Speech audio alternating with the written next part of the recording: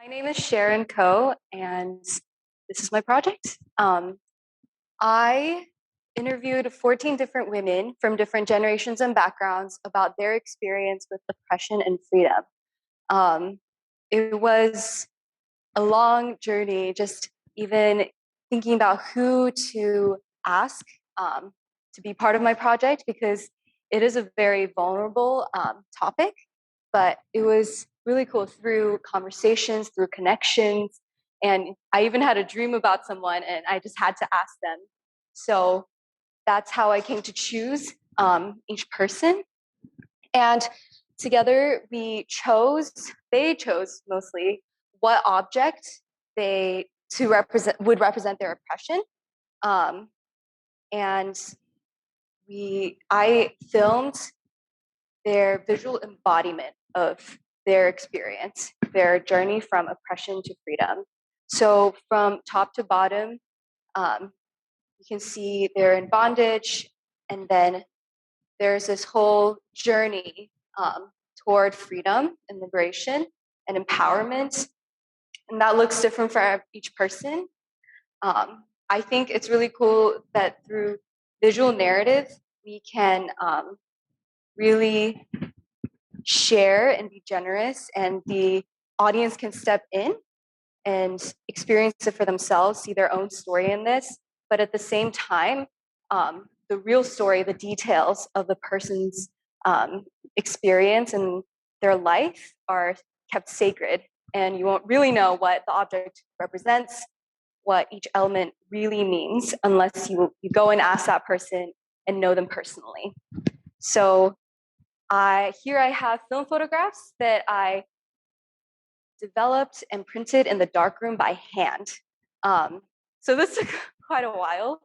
I have a lot of photographs, and there were a lot of trial and errors, but I am really excited about the result. And I also kept each item of oppression that represents their oppression and installed it by each column of photos with each person.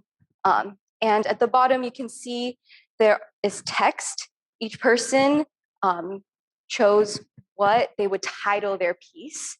And I think that adds another layer of story, of meaning, and gives them more agency as well toward kind of sharing their story. And yeah. And here I have a video as well. I also took a video. I think this medium brings in a whole nother element. You can see what's happening in real time and that this was a real moment. And yeah, I think having these different mediums brings a different effect. And the color also adds more detail to the story. Was there one set of images that was harder to shoot or kind of capture than others? That's hard to say because I wanted to honor each person. But I did notice I was more biased toward some of the images, and some of how they turned out really struck me. I am a Korean American and I was born and raised in Turkey. And so I have that like cultural, racial experience. And so the ones that were of Asian American women really struck home, whereas the ones that weren't of my race or ethnicity or background were definitely I learned from and I grew from. And I would say because I personally know what the objects symbolize, I definitely can keep thinking about it and ponder on it. But then for the audience, you guys won't know. So I think that's the cool part about this project is there is this private and public aspect of it. And even these objects, they represent something that can be an individual or systemic communal oppression.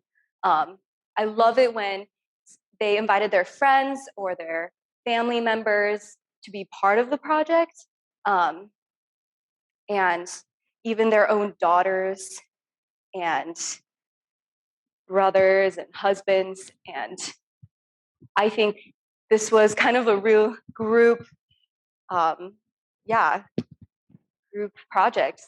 Did you know everyone, or were some of these people strangers to you? Some of them, I knew most of them. I had met them at least once, or they were someone I knew whose grandmother or mother.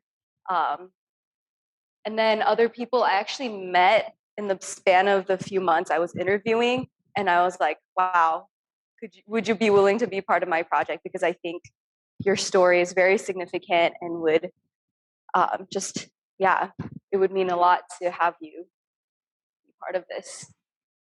Someone else says, I imagine it was difficult to get the women to open up to you. Did at times it almost feel like you were playing the part of a therapist? Not necessarily. I mean, the therapist part maybe, but I don't think people were very shy about their story.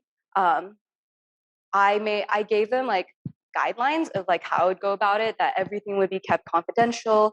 Um, and so I was like, I'm not going to tell anyone any of the details, and you can share what you're comfortable with sharing.